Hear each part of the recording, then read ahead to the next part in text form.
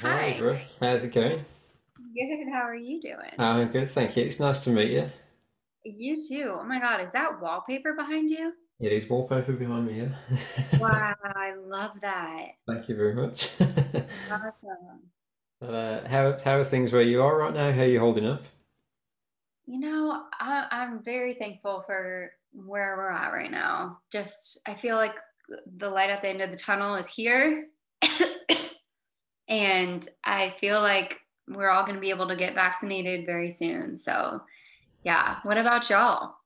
Well, we're still in lockdown at the moment, which isn't great, but we've got sort of the government have put out a plan where we're coming out in the next couple of months. So hopefully by the end of June, like mid-June to the end of June, we should be okay. And we should be. What does lockdown mean? Does that mean like, So So lockdown means like no non-essential shops. So you can go and get a prescription or you can go to the supermarket, but anything apart from that is like totally closed. So there's no wow, attractions open, no restaurants, no clothes stores, nothing. So wow. it's pretty miserable. Yeah. Are your vaccinations happening as we well? yeah, that's the one thing we've done pretty well, to be fair. I think they've done like 23 million people over here now. So we're Wow. doing they've been doing a good job. So hopefully, if, like you say, the light is at the end of the tunnel, we'll be back to normal pretty soon. Yeah, that's But, so good to hear. yeah, anyway, I wanted to chat about your music because I absolutely love this new stuff that you've been putting out, and it's great to see you sort of back on the scene. Thank you. So tell us about this trilogy of songs that you're putting out and how life has changed for you over the last 4 years and how you want that to be reflected in your music. Yeah, well, the last song that I had out was called Act Like You Don't, and it was definitely a more edgy, cynical part of my life. And pretty much right after I released that, I met the love of my life, Hillary, and she's really changed my life 100% for the better. It's just, she's my sunshine and it's reflecting into my music. These first three songs, it was really important to me that they said something but they left you feeling happy and like left you feeling light. And I think that after the year that we all just have been through, we all deserve lightness and happiness and kind of just an exhale. And that's what this music was for me. And it starts out with a song called No Shade, which is about coming out of a dark place, specifically in this song, a bad relationship, and figuring out who you are after that and seeing your growth and seeing that when you look back at that relationship that was not good for you, you see the you see how much you've grown because of that, and you throw no shade at the person that you were with because you were in that relationship as long as they were, and you're now just at such a different place that your energy is just not spent there anymore. Hmm. And that was really important for me to put out first because I feel like 2020 was all of our dark place, and just seeing that hope and, like I said, like that light at the end of the tunnel was really important for me because I know mental health wise it's been hard for all of us, and I just wanted a song that felt happy and said something.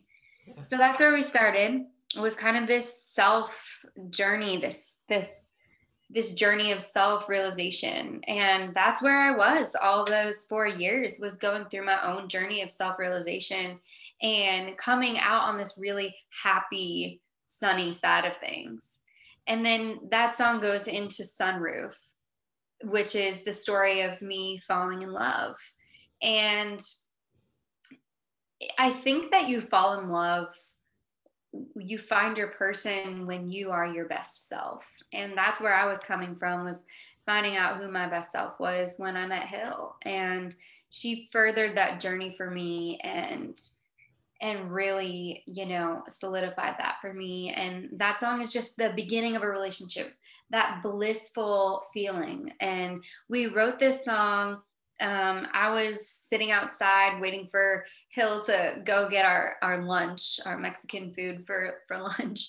And I felt the warmth of the sun. And we had a really bad winter that year. We had a couple ice storms, and I was like, wow, I think I could actually open the sunroof without freezing my butt off. And I opened it and immediately felt this like this breath of fresh air, this exhale. And I also felt this giddy excitement. And those were the feelings that I felt when I was falling in love with Hill. So I had this idea called sunroof, like you feel like a sunroof, and brought it to two of my co-writers, and they both loved it. Jesse Frazier, who is now my producer, and another beloved co-writer of mine, Sarah Buxton. And this song was kind of the blueprint for the sound that we created with this new music. And then the third song is called Got No Choice. And that's the second part of a relationship, the part once you start sharing your relationship with other people. And for us, when we first shared our relationship with members of my team who are no longer on my team, we were told that in order to keep my career, we needed to keep our relationship on the DL. And that was really, really hard because we were living in this really blissful, happy honeymoon stage of a relationship, which for some reason we're still living in 5 years later. But we were just so happy to be next to each other and wanted to shout it from the rooftops, and we were told we couldn't. And this song deals with those struggles and talks about those struggles of kind of being the talk of the town. It's like everyone knew, but no one was allowed to talk about it. And it became not our story, it became theirs, or whatever anyone wanted to talk about. And that was really hard. And so Got No Choice is about those struggles and the beauty within those struggles, and also realizing that when your soul has found its mate, there's no turning back. There's no saying like, oh no, I don't really think that this is going to work out for me. This is making my life a little more difficult than I wanted it. It's like, no, there's no choice in the matter. So that's why it's called Got No Choice. And you mentioned there about working with Jesse Frazier, who has obviously worked with some amazing artists like Thomas Rhetz, your Beth Gills, Cambria, and some of the biggest in the business. Tell us about how much his experience helped you kind of introduce this next chapter, and what his expertise meant for the project. Well, he's just such a talented dude. And we already had this comfort with each other because we've been friends for a while, co-writing. We co-wrote Act Like You Don't together. And so it was really nice to have someone that I already trusted with my music, doing my production and writing these songs. And what's so amazing about Jesse is that he's almost like a music mind reader. Like he can really take what I had this sound in my head that I wanted to create. And I was like, it's like 70s retro mixed with like soulful current country. And the first four chords that he played after we talked about that were the first four chords of Sunroof. He just got it. And he's from Detroit, so he already has this like very soulful DNA, and he really brought that into my music. And what I love so much about Jesse is that he's so talented, but I don't even know if he knows it. He has no ego, and working with someone with no ego really just allows for so much creative freedom. And he's such a pleasure to work with. And you've been recording some music videos for the three tracks as well, and they've all got, well, the ones we've seen so far have got a bit of a personal touch, haven't they? I know the No Shave video, you went back to a place that you used to work at, didn't you? So tell us a little bit about that and how important it is for you to get these personal elements in there. Yeah, well, I mean, this time, the first time we put out music, I didn't get to be this authentic. I didn't get to be all of me. So this time, I wanted it to really reflect what my life is. And there's so much joy and sunshine and all of this that I wanted people to be able to feel that. And we got to go back to Tiki 52, which was one of the places that I used to sing. I used to play 5 nights a week for 4 hours a night when I was saving up money to move to Nashville. And Tiki 52 was my Saturday night gig. And those people became like my family to me. And so getting to go back to that place was so full circle, and getting to go back in this capacity with the love of my life next to me, and my whole creative team from Nashville in my hometown was just like, it was so full circle and just such a rewarding moment. And then Sunroof is also recorded in my hometown as well, and it reflects me and Hillary on our first date. And this is not at all what our first date looked like. Our first date was very quiet in Nashville at a little Mexican restaurant, but it was what I wished our first date could be.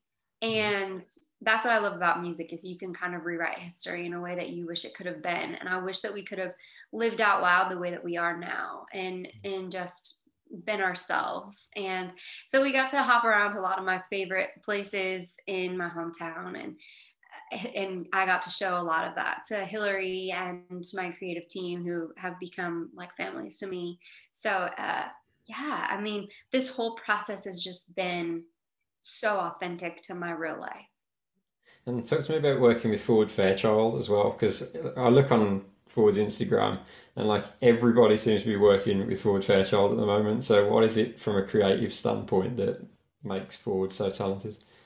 Well, Ford and I have been working together since my very first photo shoot in Nashville for my first song, American Dreamin'. And we've been friends ever since, but best friends for like the last 2 years. And what I think is so important about Ford being the director on this is that we already had such a comfort and such a trust with him, that Hillary, who is not usually the one who wants to be in front of a camera, was so comfortable and comes off so natural because of our comfort with Ford, and because we trust him so much. And he's such a creative person, and he is that creative that's going to jump into your music, and he wants to know all about you before you go into a photo shoot, or before he directs your video. So I think that that's what made these videos so realistic and so us, was that he already knew. Like, I didn't have to explain my brand or my music to him, and we didn't have to explain our love to him, because he sees it 4 times a week whenever we hang out. So it was really great to get to do these videos and all of the branding around all of this music with Ford, because there was just no explaining. He just knew. That's very cool. And I also wanted to speak to you about the songwriting side of things as well, because you signed with Reservoir at the start of this year, which was really cool news for you. Tell us about what it's been like to be a part of that kind of family, and how supportive they've been of your music, and also where you're at in your life at the moment. Well, I came from a publishing company, like two very large publishing companies, which I was there for 6 years. And at the time, I think it was a really good choice for me. But right now in my career, I really felt like I needed that really focused, direct energy. And that's what Reservoir is. It's a smaller company, it's very family oriented. And I had worked with Greg Gallo in the past, and he's my day-to-day point person at Reservoir. And I've seen his passion for music and for songwriting. And I really felt like I needed that energy. And we had one meeting, we had one Zoom, and I was like, I don't want to talk to anybody else. Like, this is where I want to be. And I feel like that's very rare, that you just like know that this is where you feel comfortable and where you feel like your family is. And I'm very thankful for that, because it's been um, a great partnership thus far. That's awesome. And just before I let you go, Brooke, I just wanted to chat about the UK as well, because you've been over to the UK before. You've done C2C, made a lot of new fans over here. Unfortunately, we haven't seen you over here for a while because of COVID. So when are we going to get the chance to see Brooke Eden live again? Listen, as soon as I'm vaccinated and that I can get my team vaccinated, I'm going to be going everywhere. So if you give me the invite, we will be coming to the UK. I mean, it's such a different fan experience over there as opposed to America. America, there's a lot of great things as well, but there's something so different about the UK fans. It's like everyone relishes in every single word of the lyric. And Here, it's more like about the way that it makes you feel.